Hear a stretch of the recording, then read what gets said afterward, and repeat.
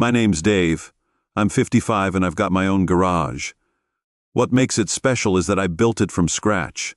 I started working when I was 18. I worked under my uncle for 7 years and then I had saved enough money to start my own garage. The initial years were hard. I worked really hard to make it work. Over the next 30 years it grew to what it is today. Did I fall in love? Yes, I fell in love. I met Jenny at an auto show. She was still in university at the time.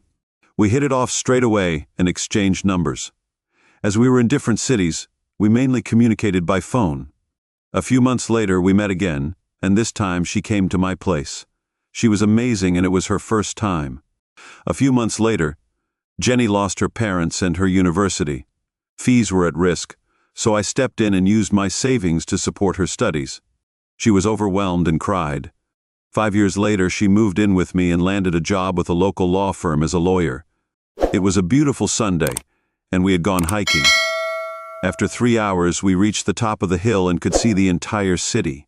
Suddenly, Jenny got down on one knee and proposed. I was surprised but said yes. She gave me a ring and told me from now on, "We are yours forever." We got married 3 weeks later in a small ceremony. Over the next 20 years, our life was great. We had 2 kids, Maria, 19, and James, 18. They are now living their own lives.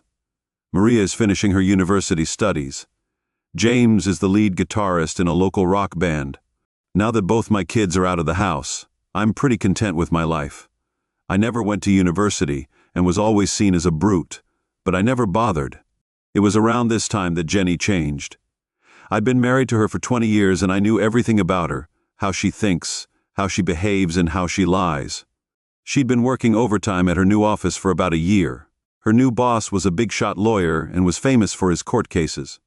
I never liked him, but I never thought I would have to cross paths with him after observing Jenny for about 3 months. I confronted her and asked about her late-night working hours. I am a gentle soul, but today was different. Jenny had never seen my other side. It took about 20 minutes of. After a tough grilling, she cracked. She admitted to sleeping with her new boss. I had a simple question. Why are you the same man that I married 20 years ago? You never change. You wear shabby clothes, look like a brute, and are unpresentable in society. I want better. I want someone who can be presented as my equal. You just agree to everything I want. You never act as the husband I need you to. You never take the lead. I looked at her and then asked, why leave me after 25 years of loyalty? Just because I don't dominate and abuse you. I'm not a good husband. I sent 2 kids to college. I made sure you became a lawyer. Today, I'm not good enough. She tried to play tough with me.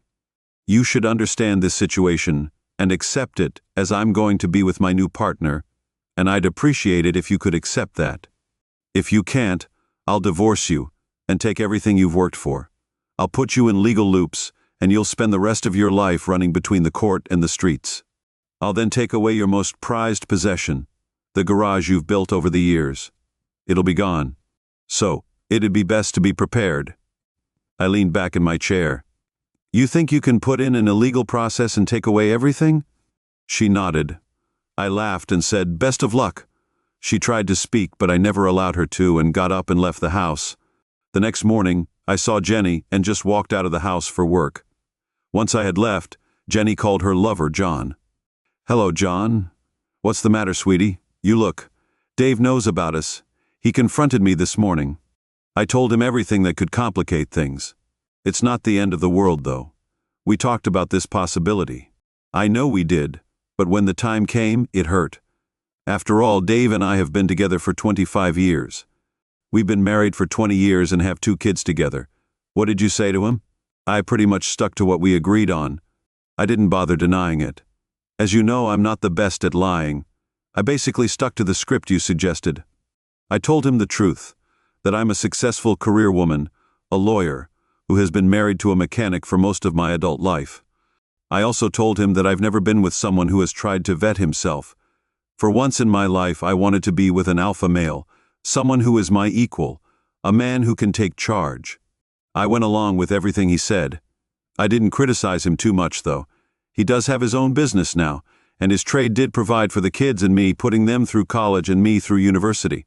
It's just that when we practiced it, it sounded like I deserved someone like you. But when he reminded me of the years of support, both emotional and financial, he provided, it all sounded a little forced, you know? Did you tell him that if he didn't accept the status quo, the firm would back you to the hilt in a divorce and leave him penniless? Yes, I did. John, the only problem is he didn't seem to care about all that stuff. He just kept repeating that he couldn't believe I was tossing him away after all of his loyalty. I've got to say, John, I was really hurt. I tried to tell him I wasn't discarding him. I just felt I deserved a little extra. I don't think he took that in. I don't want to lose him, John. I'm insulted. You said you love my size. Honey, you told me it took you places. Good old hubby hadn't taken you in years. Did you or did you not say you'd never had sex like it? Yes, I did. John, but I told you I wasn't that. I was experienced when I married Dave and he was always so gentle. You are so different, so dominant and demanding. It just swept me away. Yes, I will continue to sweep you away. Your husband will just have to accept that you have an extra dimension now.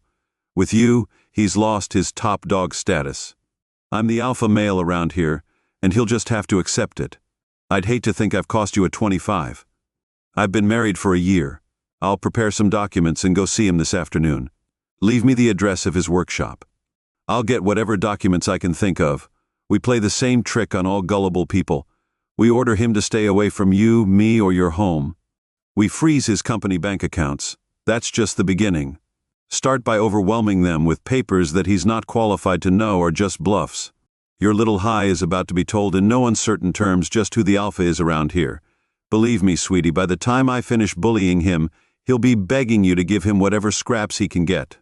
I didn't see his face this morning, or that afternoon around 2. It's 0:00 p.m. Morning. The alpha male came to my garage. Mr. Brown, I'd like to come in. I know who you are, which saves some time. Jenny told you this morning that the arrangement she and I have will continue into the foreseeable future. What she didn't tell you is why you'll allow it. If I could just sit my briefcase here, that would be great. I don't know if you're aware, but I am the owner of the company Jenny works for. That means I have over 20 lawyers at my disposal. I can absolutely assure you that every single one of them was chosen because of their great track record in cases like this. Over half of them have experience in divorce law, and I'll have no hesitation unleashing every single one of them against you. This bundle is just what I got ready to file this morning. I'll go through them briefly. This is a petition for divorce. Your wife has already signed it. This is an order freezing your company accounts until the business can be sold under a settlement agreement. This is an order giving you 24 hours to vacate your marital home. These 4 restraining orders are keeping you at least 200 meters away from me, Jenny, her home, and our place of business. Do you see which way this is going to go? Davy boy, I'll have you so wrapped up in legal disputes that you won't be able to move. You'll give up in the end when you don't have a penny left to find the world's worst lawyer. And guess what? All through this, I'll still be your wife. Yes, I can see you're bigger and stronger than me, but you have to realize that Neanderthals don't rule the world. It's not like it's a choice between brains and brawn anymore. I don't think it has to be like that, Mr. Brown. Why don't we just keep things as they are? I'll keep her when I want, and you get to her when she wants. Just like it's been for the last 4 months. Why make I'll get sick of her one day, then she'll be all yours again. I've said my piece. Let's face it, if you'd been all she needed, we wouldn't be here now, would we? My advice is to just accept it, take it on the chin, and use it as an opportunity for self-improvement. One piece of advice, stand up to your wife a little more. I took her from you, not by being the most charming guy who tried, but by being the alpha male and telling her how it was going to end up. Just like I've done with you. Have you finished yet? I can see that, like most of society today, you don't have a clue what the term alpha male means. Do you want a mere mechanic to explain it to you? Go on, tell me what it means. As the saying goes, a picture paints 1,000 words. With that in mind, I took a half step forward and drove my right fist into the lawyer's face. There was a satisfying crunch of gristle and teeth being dislodged. John slumped to the floor back against the wall of the workshop, with a look of absolute amazement on the undamaged part of his face. Consider that illustration number 1 before the pain really cut in. I lifted John to his feet but immediately dropped him again with an uppercut to the diaphragm.